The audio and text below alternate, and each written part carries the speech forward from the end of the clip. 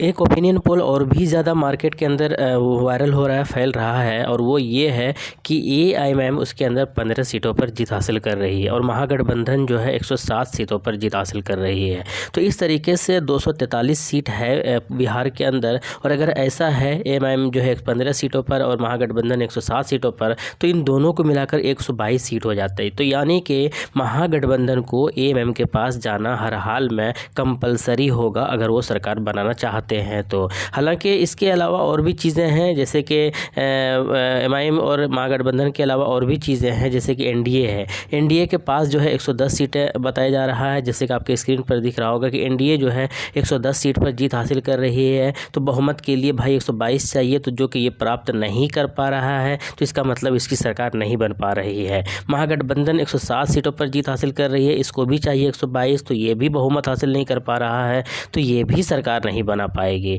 MIM जो है 15 सीटों पर जीत हासिल कर रहा है, 25 सीटों पर ये चुनाव लड़ ही रही है, और अदर्स जो है वो 11 सीटों पर जो है जीत हासिल कर रही है। तो इस आंकड़े के हिसाब से अगर जाया जाए, इस ओपिनियन पोल के हिसाब से अगर जाया जाए, तो एआईएमआईएम फिलहाल तो यहाँ पर किंग मेकर बन रही है, इसमें कोई शक नहीं है। और ये डाटा मेरा खुद का नहीं है, ऐसा नहीं कि मैंने खुद ही बनाया है ये। तो इससे ये चीज़ें समझ में आ रही है कि भाई, तो जो लोग हल्के में ले रहे हैं एमआईएम को, या जो लोग ये सोच रहे हैं कि इनको वोट करके क्या ही मिलेगा क्योंकि सरकार बना नहीं पाएंगे, तो आप देख सकते हैं, तो भले ही एमआईएम सरकार नहीं बना पाएंगे, लेकिन इनके बिना कोई दूसरा सरकार भी नहीं बना पाएगा। तो इसी वजह से कहा यह जा रहा था इस बार में, और इसी चीज़ को लेकर ओवैसी ने भी कहा है। इन्होंने जब इनसे पूछा गया इस तरीके के चीज़ों के बारे में, तो इन्होंने कहा है कि विल सी आफ्टर रिजल्ट। इन्होंने कहा कि हम देखेंगे कि रिज़ल्ट जब आएगा तो उसके बाद हम देखेंगे कि कहाँ ज्वाइनिंग होना है, क्या ये महागठबंधन के अंदर जाएंगे या क्या होगा, किस तरीके के जो है हमें कांटेक्ट करेंगे, वो तो रिज़ल्ट के बाद ही पता चलेगा, ये भी इन्होंने कहा है। इसीलिए से आर्टिकल भी छप रहे हैं इनके ऊपर कि भाई ये पतंग जो है वो कहीं ना कहीं सीमांचल के अंदर इस बार और भी ज़्यादा प्रभावित करने वाले हैं, ये आर्टिकल छप रहे हैं। यही वजह है कि एक अच्छा खासा स्पेस मिल रहा है एमआईएम पार्टी के बारे में, क्योंकि ठीक ठाक इस बार जीतने की संभावनाएं बताई जा रही है। और अगर ये ओपिनियन पोल सही होता है, क्योंकि कई बार ओपिनियन पोल सही होना ज़रूरी भी नहीं है। क्यों नहीं ज़रूरी है? ओपिनियन पोल का एग्जिट पोल भी सही नहीं होते, जैसे कि आपकी स्क्रीन पर ये दिखाई दे रहा है। आपकी स्क्रीन पर ये 2020 का एग्जिट पोल है, फाइनल जो एग्जिट पोल रिलीज़ होता है उस वक्त का है, जब इलेक्शन कंप्लीट हो जाता है, वोटिंग कंप्लीट हो जाता है, और उसके बाद जब एग्जिट पोल तैयार होता है उस वक्त का है, ये रिजल्ट से पहले का है। तो इसमें देखिए ये महागठबंधन का है ये वाला लाइन, और ये जो है एनडीए का है। तो इसके अंदर आप देख लीजिए जितने भी एजेंसीज़ है बाएं तरफ, जितने भी है C voters, Times Now, Chanakya, DV research, जितने भी है ये सी वोटर्स, एबीपी, जितने भी है ये सारे जो एजेंसीज़ है, इन्होंने जो सर्वे कराया है,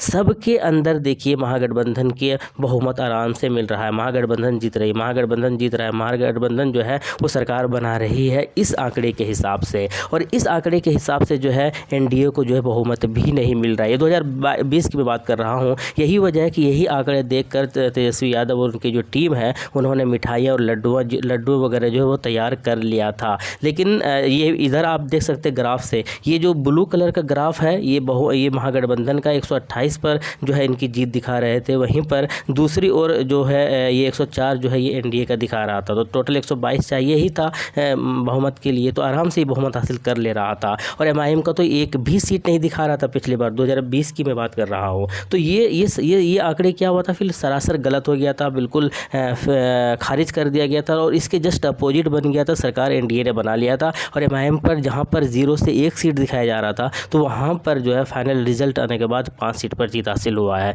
तो ये जो इस तरीके के जो आंकड़े होते हैं वो ज़रूरी नहीं होता वो सही होता है, लेकिन कई बार सही भी होता है, कुछ राज्यों में सही भी हो जाता है। तो फिलहाल अगर ऐसा सही हुआ, इसके अंदर इस आंकड़े के हिसाब से एनडीए जो 110 सीटों पर जीत हासिल कर रही है, बहुमत हासिल नहीं कर पा रहा है। महागठबंधन 107 सीटों पर जीत हासिल कर रही है, बहुमत ये भी हासिल नहीं कर पा रहा है, क्योंकि बहुमत के लिए 122 सीट चाहिए। तो एमआईएम यहाँ पर 15 सीट जीत हासिल कर रही है। तो भाई यहाँ पर इनके पास ये जो है फिलहाल 15 सीट है, तो ये 15 सीट और 107 सीट में मिला लेते हैं तो सरकार बन जाती है, आराम से 122 सीट हो जाता है। अब इसमें ये चीज़ें जो है नज़र आ रही है। अगर ऐसा ही होता है, ऐसा ही रहा, तब तो भाई एमआईएम का बल्ले बल्ले है बिहार के अंदर। और कहा भी जा रहा है कि पहले से बेहतर प्रदर्शन होने की उम्मीद, या तो पहले से बहुत अच्छा प्रदर्शन होगा, ये भी कहा जा रहा है, ये भी बातें हो रही है कि पहले पहले से ज़्यादा अच्छा प्रदर्शन होगा तो काफ़ी ज़्यादा अच्छा प्रदर्शन होगा। पिछले बार 5 जीता था, इस बार 15 जीत सकते हैं, और नहीं तो इस बार जो है 0 से 1 सीट भी नहीं, इस तरीके की भी बातें हो रही है।